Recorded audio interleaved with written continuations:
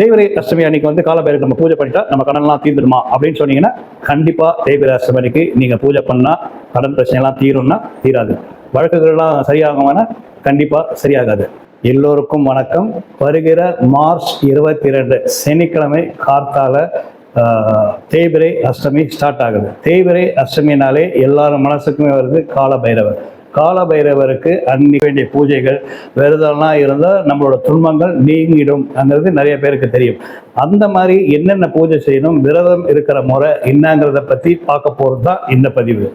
அஷ்ட காலபைரவர். காலபைரவன்றதே வந்து 8 காலபைரவர். இந்த 8 காலபைரவர்கள் எதை குறிக்குதுன்னு பார்த்தீங்கன்னா, காசியில இருக்கிற 8 திக்கு சிவனை வந்து பாதுகாக்கிறதுக்காக 8 திக்கிலுமே இருக்கிற காலபைரவர். அதனாலதான் வந்து அஷ்ட காலபைரவர் அவர் சொல்றாங்க. 8 காலபைரவர்கள் இருக்காங்க. இதனை பத்தின பதிவு அடுத்த பதிவுல நான் போடுறேன். ஸோ அந்த காலபைரவரை பத்தி முழு பேருமே அது போடுறேன். இந்த பதிவு முக்கியமா பார்த்தீங்கன்னா தேய்பிறை அஷ்டமியை பத்தி தான் பார்க்க போறோம். தேய்பிறை அஷ்டமி அன்னைக்கு காலபைரவரை வேண்டதால நம்மளுக்கு இருக்கிற கடன் பிரச்சனைகள், அதாவது சில பேருக்கு திருமண தடைகள் வந்து நிறையா இருக்கலாம், சில பேருக்கு வந்து மிரட்டல்கள் இருக்கலாம், மேலே தனக்கு வேலைக்கு மேலே இருக்கவங்க மிரட்டி சில பிரச்சனைகள் இருக்கலாம். அதே மாதிரி வழக்குகள் கோர்ட்ல வந்து வழக்குகள் வந்து எதிராளி கை ஓங்கி இருக்கலாம். நம்ம எந்த தப்புமே செய்யாமல் தப்பு செய்தவரோட கை ஓங்கி இருக்கலாம். இந்த மாதிரி பிரச்சனைகள் இருக்கிறவங்க எல்லாமே தேய்பிறை அஷ்டமி அன்னைக்கு வந்து காலபைரவருக்கு பூஜை செய்தால் இந்த பிரச்சனைகள் எல்லாமே வந்து கொஞ்சம் கொஞ்சமா சரியாகும். தேய்பிறை அஷ்டமி அன்னைக்கு வந்து காலபைரவருக்கு நம்ம பூஜை பண்ணிட்டா நம்ம கடன்லாம் தீர்ந்துடுமா அப்படின்னு சொன்னீங்கன்னா கண்டிப்பா தேய்பிறை அஷ்டமி அன்னைக்கு நீங்க பூஜை பண்ணா கடன் பிரச்சனை எல்லாம் தீரும்னா தீராது. வழக்குகள்லாம் சரியாகும்னா கண்டிப்பா சரியாகாது.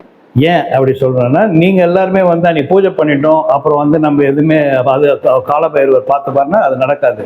இது வந்து நம்மளுக்கு காலபைரவருக்கு வேண்டுறதால் நம்மளுக்கு அந்த பிரச்சனைகளை வந்து நம்ம வந்து எதிர்கொள்றதுக்கான சக்தி, அதாவது தைரியம் கொடுக்கறது தான் காலபைரவரோட பூஜைகள்.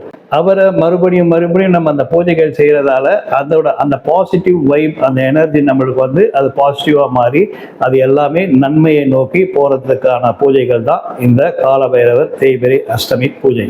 காலபைரவருக்கு விரதம் இருக்கலாமான்னு நிறைய பேருக்கு வந்து ஒரு டவுட் இருக்கும். கண்டிப்பாக இருக்கலாம். அதுவும் தேய்பிறை அஷ்டமிக்கு விரதம் இருந்தால் ரொம்ப விசேஷம்.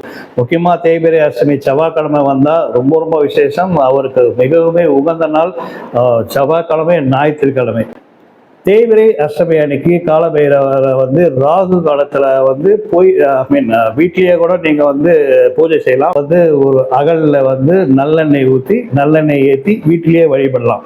இல்லை வீட்டில் வழிபட முடியலன்னா பக்கத்தில் இருக்க சிவன் கோயிலில் போய் காலபைரவருக்கு அந்த ராகு காலத்தில் சனிக்கிழமை 9லேருந்து 10 ராகு காலம், ராகு காலத்தில் போய் காலபைரவரை வேண்டிட்டு பஞ்ச விளக்கு ஏற்றணும். 5 விளக்கு, அதாவது அகலில் பார்த்தீங்கன்னா இழுப்பெண்ணெய், நல்லெண்ணெய், நெய், தேங்காய் எண்ணெய், விளக்கெண்ணெய் ஊற்றி விளக்கேற்றினா ரொம்பவுமே விசேஷம். அதே மாதிரி பூசணியில் விளக்கேற்றினாலுமே ரொம்ப விசேஷம். தேங்காயிலுமே ஏற்றலாம். ஒரு சில ஆலயங்களில் அதுக்கெல்லாம் அனுமதிக்கிறது இல்லை. அனுமதிக்கிற இடத்துல பூசணிக்காயோ இல்லை தேங்காயோ நீங்கள் விளக்கேற்றலாம். காலபைரவருக்கு விரதம் இருக்கணும்னு நினைக்கிறவங்க காலபைரவருக்கு விடிய காத்தால எழுச்சி நார்மலாக எல்லா விரதம் கடைபிடிக்கிற மாதிரி தான் நார்மலாக காத்தால எழுச்சி குளிச்சுட்டு சுத்தப்பத்தமாக காலபைரவ வேண்டிக்கோங்க.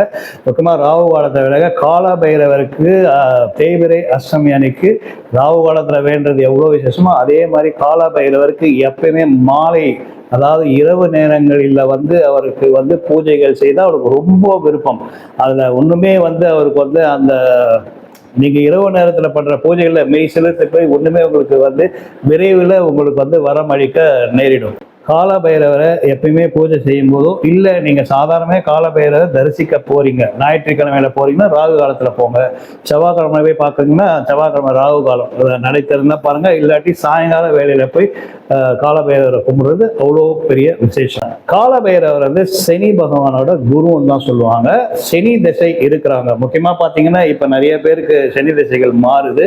இவங்க எல்லாருமே இந்த அஷ்டமி தேய்பிறை மாசமே வரும்.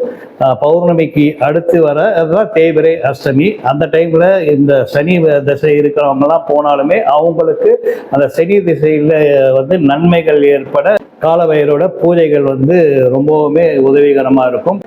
தேய்பிறை அஷ்டமியில் காலபைரவரை கும்பிடணும்னு நினைக்கிறவங்க குளிச்சுட்டு விரதம் இருக்கிறாங்க, விரதம் இருங்க. இல்லாதவங்க விரதம் வேணாம், சாமியை நார்மலாக பூஜை பண்ணணும்னு நினைக்கிறாங்க, பூஜை பண்ணுங்க. முடிஞ்சா கோயிலில் போய் சாயங்கால வேலையில் போய் அவருக்கு போய் இந்த பூஜை நடக்கும்போது அதில் கலந்துக்கிட்டு செவ்வரளி மலர்கள் அதுதான் வந்து அவருக்கு ரொம்ப பிடிக்கும். சிகப்பு நிற மலர்கள் தான் காலபைரவருக்கு உகந்தது.